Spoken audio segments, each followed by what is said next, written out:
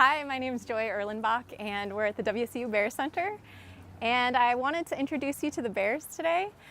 So behind me, there's 4 bears. Hopefully, we're standing here because we want them to get into the pool. We thought that would be some fun footage, but it's going to be on their schedule, so maybe we'll get lucky. But we have 4 bears, and they're all siblings. This is Zuri. We'll see if we can. I have raspberries. I'm trying to entice them with a raspberry, but these guys they're 4, and they were actually hand raised here. So these guys are really fun. We'll see if one will take a raspberry for me. So this looks like Dodge. Yeah, so this looks like Dodge. And they can actually be really sweet. So when they grab the raspberries, they just grab them really gently. It's kind of fun.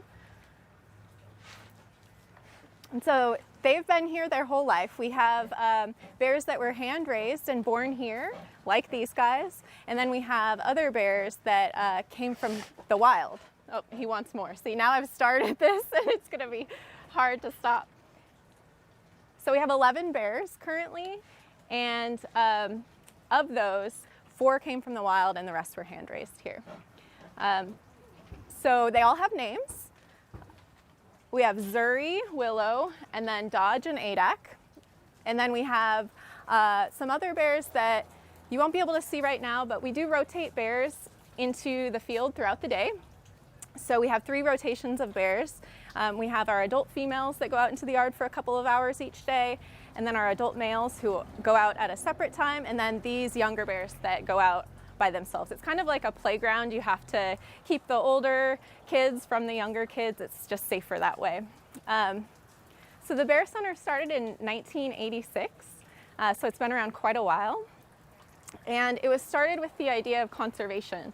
So in 1975, grizzly bears in the lower 48 were listed on the endangered species list as a threatened species. And so there was this need for research related to conservation. And so the center helps do some of that research that has helped us better understand bears and conserve their wild populations. The center is pretty unique. It's the only bear research facility in the US and maybe even the world that houses adult grizzly bears for research. So even though zoos have bears, hi. So this is Zuri. This is Zuri. We'll get her some raspberries. She is one of my favorite bears because she loves the water. So we were actually hoping she'd be in the pool, but she also loves raspberries and scratching. Here you go. The other thing is you can't just give one bear berries because then they'll start a fight, so you have to go between them.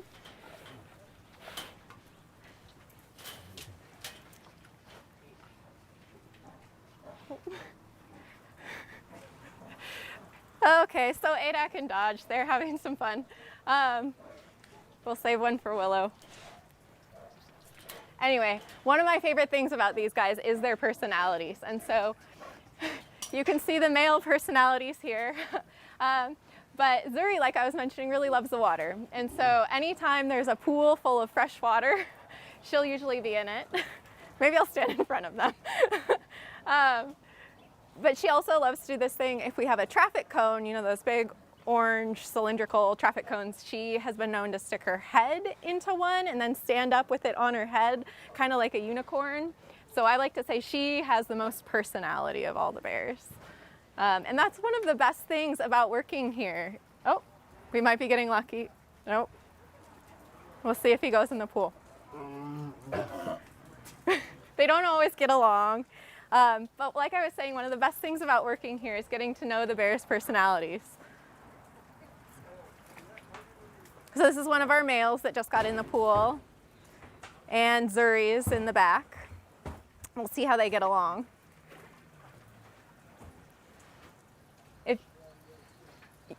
So these guys are about 400. The males are over 400 pounds right now, and the females are more in the 300-pound range. Which is kind of large for a 4-year-old bear, but they are here at the Bear Center and they get plenty of food and they're really healthy. One of the fun things to do is to stand here and watch them, obviously, if you're outside in the parking lot.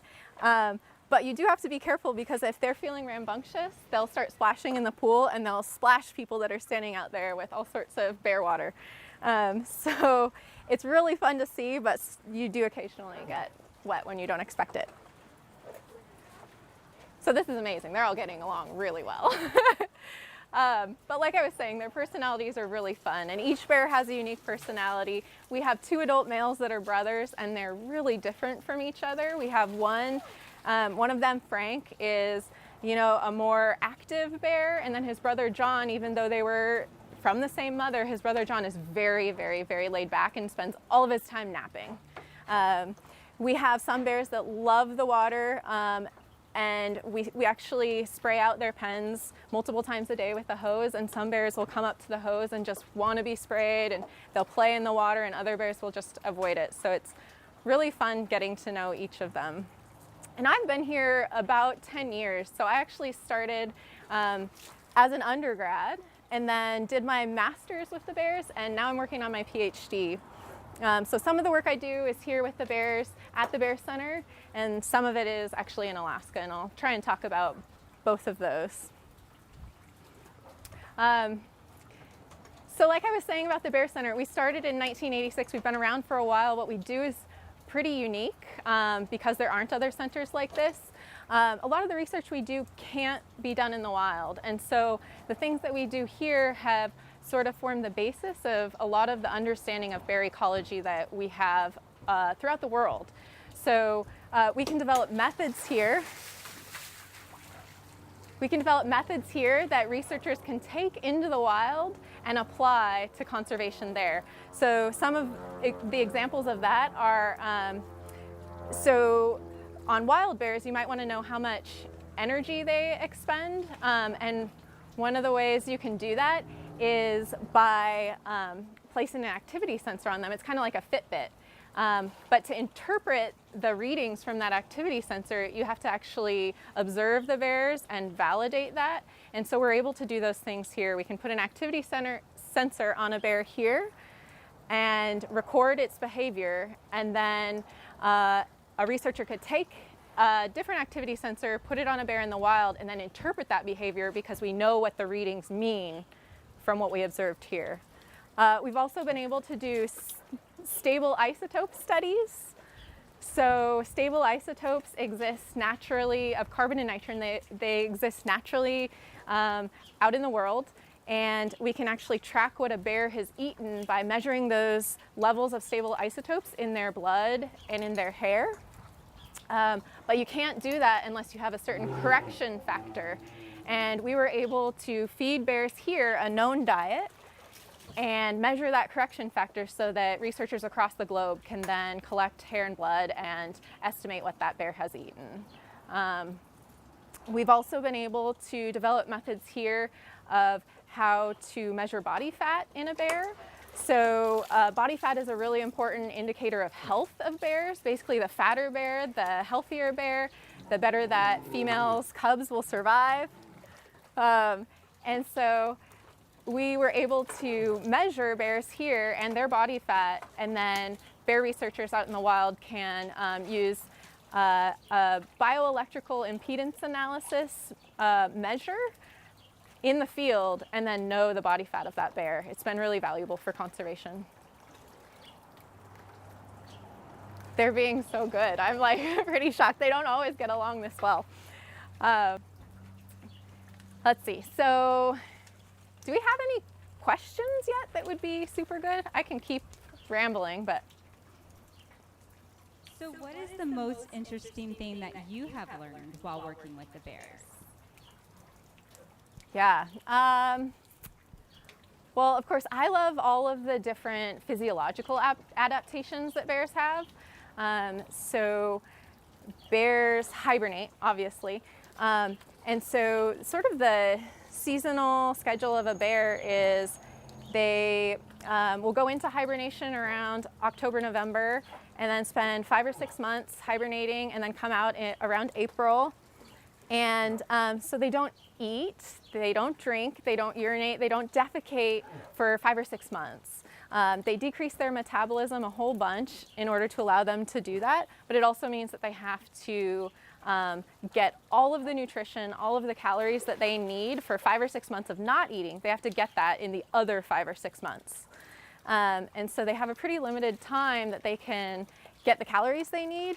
And so I did a feeding study where we were looking at the ideal diet for a bear, and that also allowed us to look at how many calories in a day could a bear eat. And so I'm finally getting to your question, is that we measured that some of our females that are maybe 300 to 400 pounds, they ate, whereas you or I might eat 2,000 calories in a day, they were eating over 50,000 calories in a day. And that's just a smallish female. And so the capacity of these bears to eat is astronomical. I tried to calculate it out, and that was the equivalent of something like over 19 large pepperoni pizzas in a day. So it's crazy. That's one of my favorite little bear facts. And how do you observe the bears safely? What kind of risk precautions do you guys take here? Yeah, so we have a lot of safety measures. So these bears, especially the ones that were hand raised, are pretty comfortable around people, but they're still bears, and so we have a really healthy respect for them. And so when we're working around the bears, we usually have a fence separating us from the bears, or some sort of bars or something. We also carry bear spray, and we also communicate really well with the people we're working with to check and make sure that if we're letting a bear out into an area, that there are no people there, that it's adequately closed, that all the gates are locked like they should be. And it's sort of the other thing is just making sure you're in the right mindset. You have to be aware of what's around you and just being careful. So I guess I'll just talk about a few more of the studies that we've done here, just because I think they're super interesting. So we've done a lot of stuff related to conservation. And so some of that research has looked at, like I noted before, what's the ideal diet for a bear? And so we've done macronutrient mixing trials where we looked at how much protein, carbohydrates, and fat a bear would ideally eat and how the ratios of those macronutrients contribute to weight gain. And so we were actually able to look at that and see that bears eat around 20% protein, and in an ideal world, they'd like the rest to be fat, so like 80% fat. And we actually measured the body mass, or the rate that they were able to gain mass on that diet and other levels of protein, and that diet was actually the optimal. So they were choosing something that made sense and maximized their weight gain. So that was pretty cool. We've also done foraging studies that have looked at the digestibility of different foods for bears, and part of that let us understand that although bears can eat vegetation, they're only digesting part of it, and so only small bears can really get enough energy from vegetation. And so that's allowed us to say that in ecosystems where bears might be losing things like cutthroat trout or other meat resources, that it doesn't necessarily mean that they're going to be okay, because they can't just always make up for it. Large males, for example, can't get enough energy from plants alone in most cases. And so it's allowed us to say, like, hey, these certain areas and these certain food resources are really important for large animals, and also for polar bears, for example. So based on polar bears' body size, they're so large that it's pretty unlikely that they would be able to survive on vegetation or on a lot of other food resources. So right now we're actually starting a study where we're going to be looking at how polar bears might be able to, or maybe won't be able to, survive on land. I could talk about research all day. There's tons and tons of research.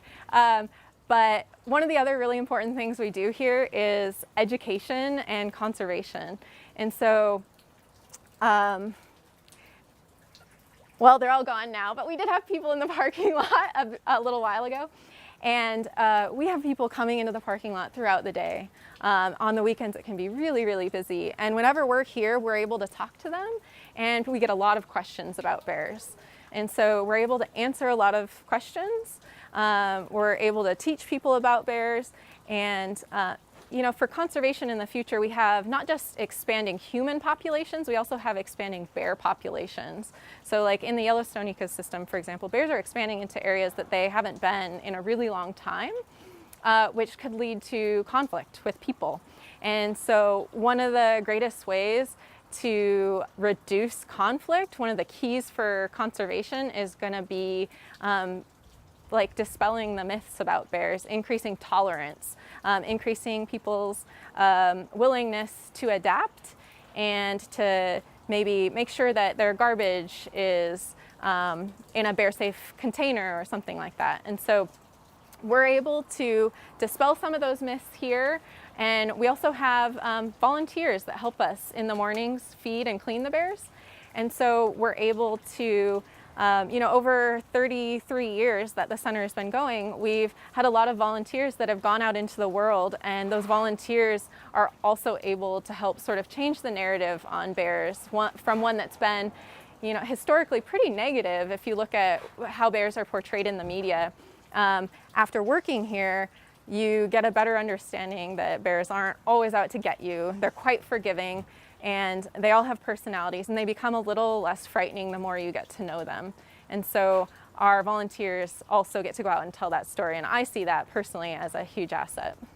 So if there are people in the Pullman, Moscow area that do want to volunteer, where do they go, or who do they talk to? Yeah, so we generally take student volunteers from the university, and usually student volunteers from the bioscience field. So things like biology or vet med or ecology. And the best way to get in touch and see if you can volunteer is to email Charlie Robbins or to check on our website and email the Bear Center. So yeah, I mean, maybe just talk about volunteering a little bit and sort of like the daily process of the bears. Taking care of the bears is we come in 3 times a day. So in the morning, we do breakfast and we feed the bears and we clean their enclosure. And the volunteers help us with that. And what do we generally feed the bears? That's one of the questions we get. Is they get bear chow, which is like a pellet, like a dog food, but made specifically for bears. They get apples and they get meat generally, so salmon or other meats that are donated to us. Yeah, so since our bears have moved, we could try and make it more interesting and move locations to where they are. I'm not sure how we feel about that. We do have a question. Sure. We do have a question that just came in online right now. They want to know, do you know if there's been reports of grizzly sightings in the Pullman or Moscow area? Do we have bears in the wild around the Pullman and Moscow area?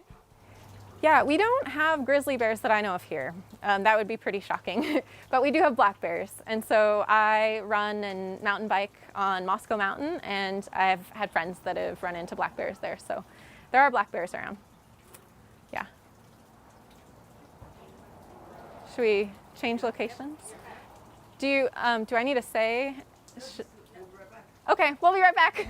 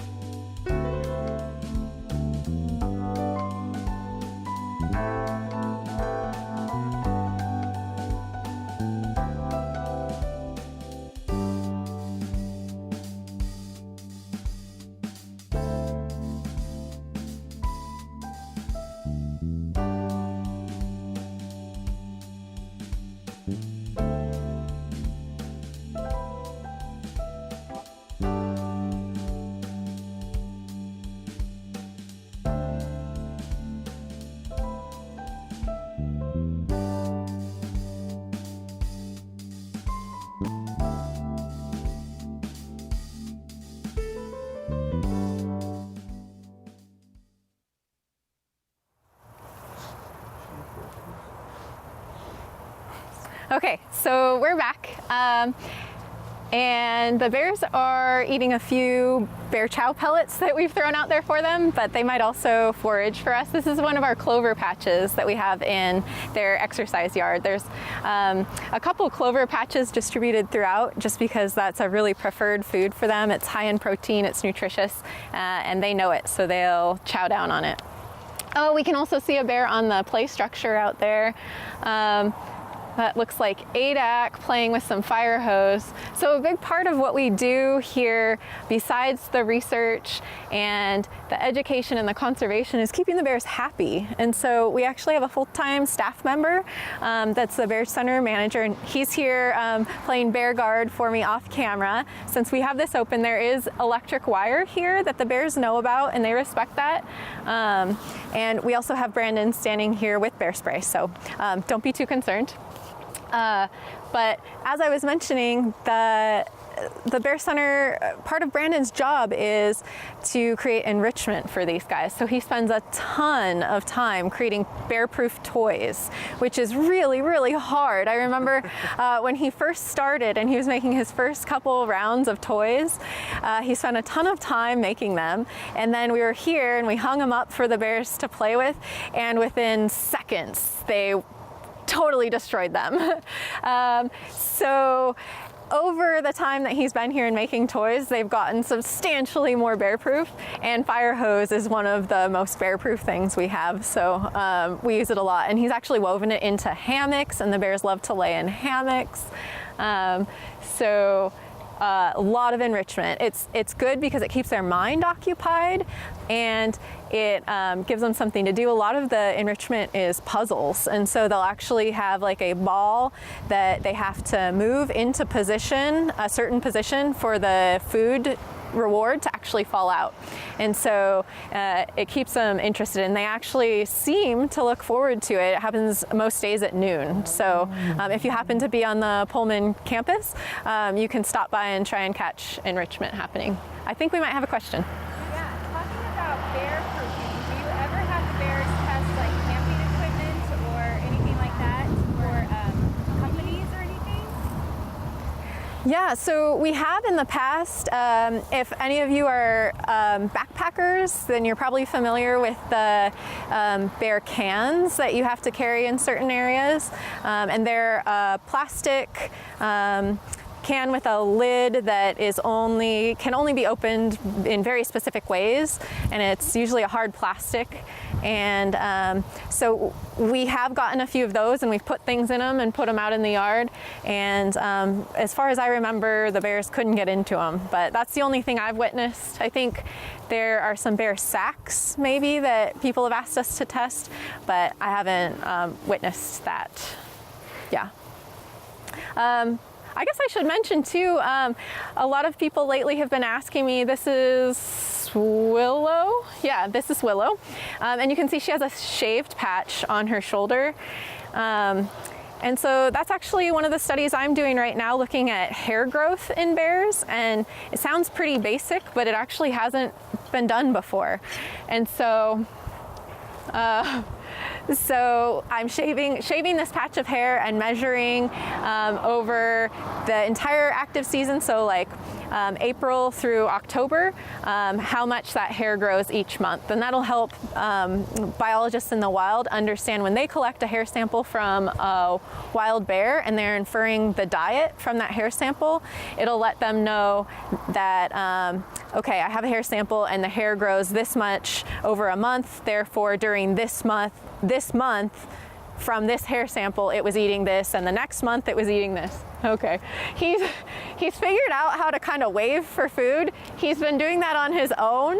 He just started doing it. We didn't train him to wave, but if you see that, he's training us. Yeah, well, that's the thing. So we do a lot of training with the bears here, and it's really funny because they actually train you while you're trying to train them. So some of the things we've trained our bears to do are voluntary blood draws, which is really, really cool and really unique. So Actually, right now, all of our 11 bears have been trained to do voluntary blood draws, even our bears that came from the wild. So over the last couple months, we started training our bears that came from the wild how to come over to the fence, and they'll actually sit in front of us, and then we open up a little panel in the fence and we ask them to stick out their hind foot. And we're giving them honey and we're giving them apple rewards, and then we're able to shave a little spot on the foot and find a vessel, and then we can use a really small needle and take a blood sample. And they don't even flinch. They allow us to take a blood sample, and we can learn all sorts of things from these blood samples, from their diet to their health to their uptake of sugars, which is related to their insulin sensitivity, which is related to diabetes research. And so we can learn so much from these blood samples that the bears are voluntarily giving us, and it's so, so valuable. It's not something that you can get from wild bears, because when you actually anesthetize a bear, it can change some of those parameters. And so being able to collect blood samples from unanesthetized bears allows us to answer questions that nobody else can answer. The hair patch study I mentioned also is looking at isotopes. So we're feeding a controlled diet, and then we're measuring the hair, and because we know what the bear ate and then we have its hair sample, we can get that correction factor again, which we've previously gotten on blood, but it's really difficult to get with hair. So to be able to develop that correction factor for hair is pretty cool, because the more research that we can do with passive collection and not actually having to dart animals, the better it is, in my opinion, because you can collect more data, you can avoid any potential harm to animals in the wild. And so a lot of research right now is being done with barbed wire. And so researchers will string barbed wire in an area and sometimes hang a lure above it, and then the bear will walk under or over the barbed wire, and it'll just pluck out a little piece of hair as the bear walks through it. And then the researchers can analyze that hair for all sorts of things. Some of the other stuff that we've helped researchers try and look at with the hair is we're trying to figure out if you can tell if a bear has gotten pregnant from looking at a hair sample.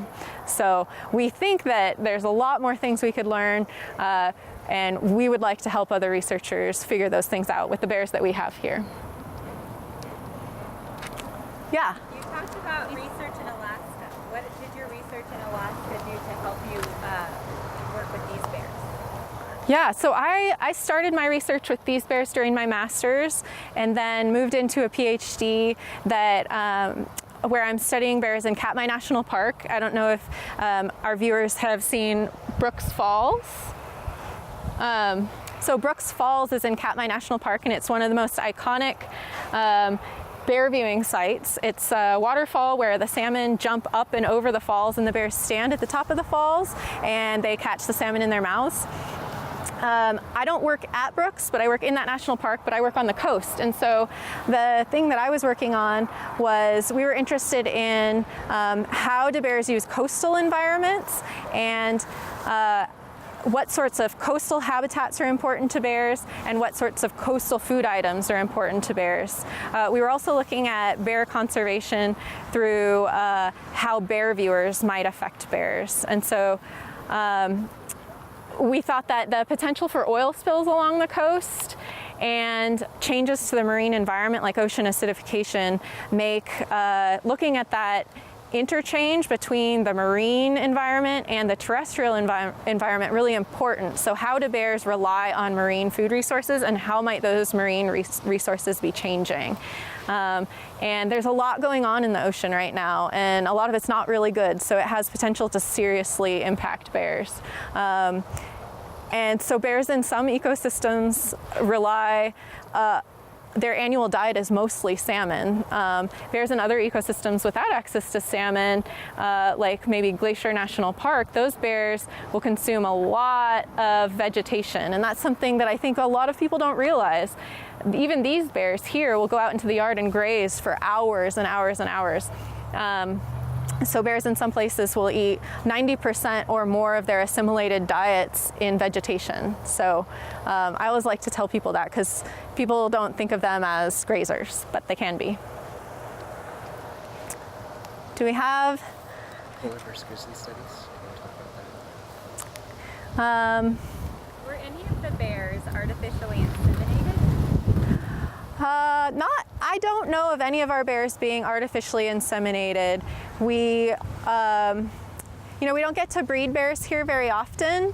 Some of the most important research that we've done was related to reproduction. So we were able to do some research here that showed that female bears need at least 20% body fat in order to reproduce.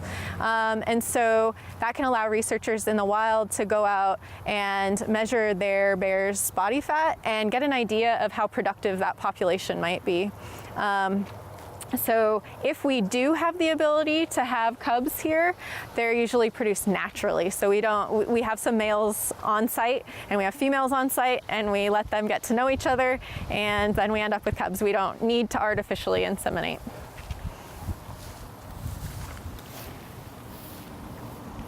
How does it get receive funding? And are there any works for maybe modernizing the facility?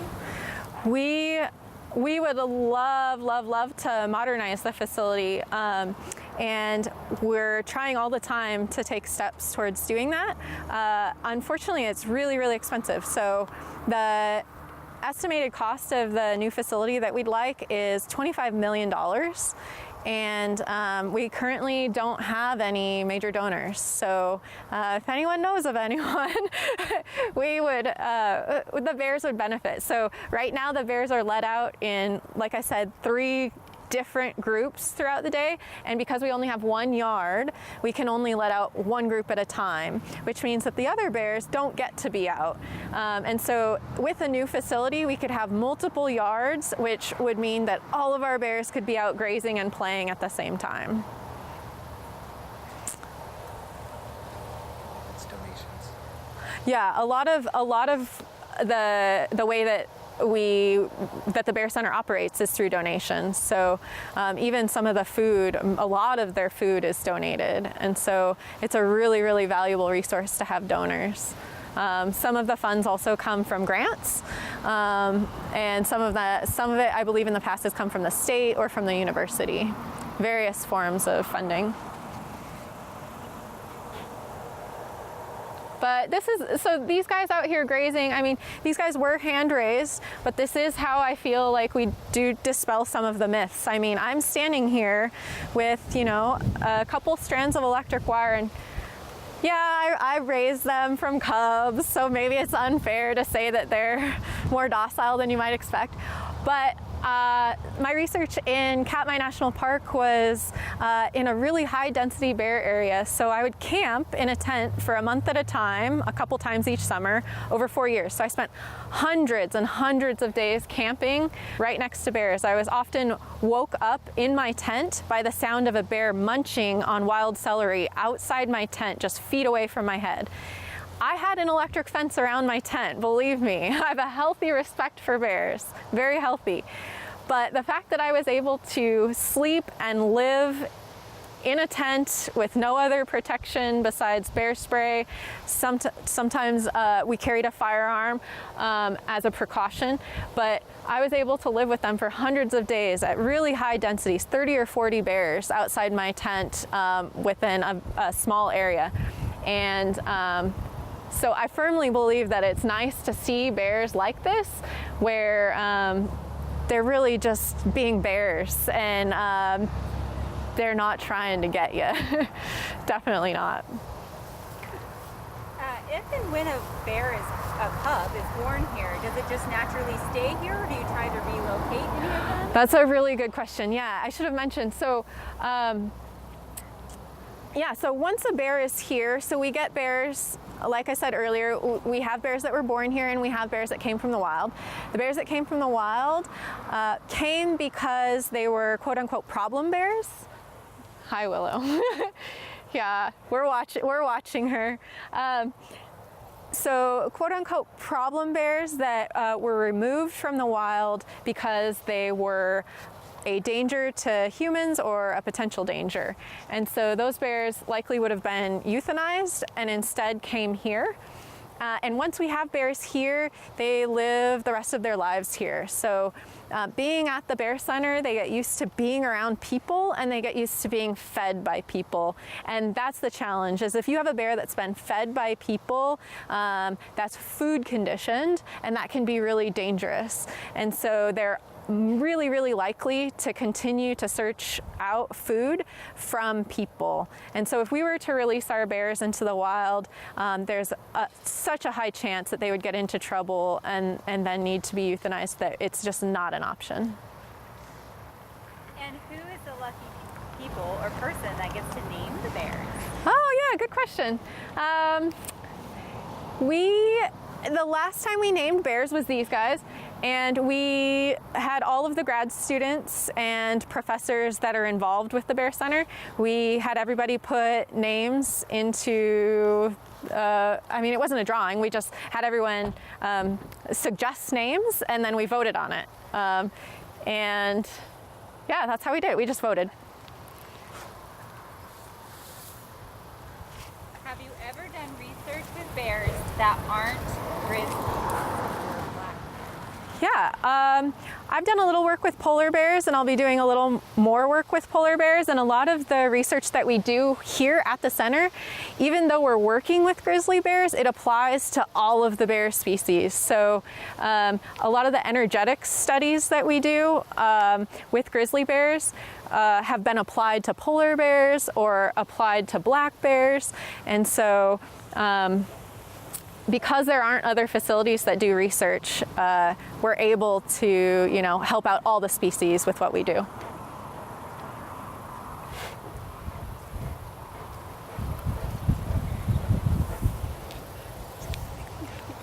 Do we have any more questions? Okay.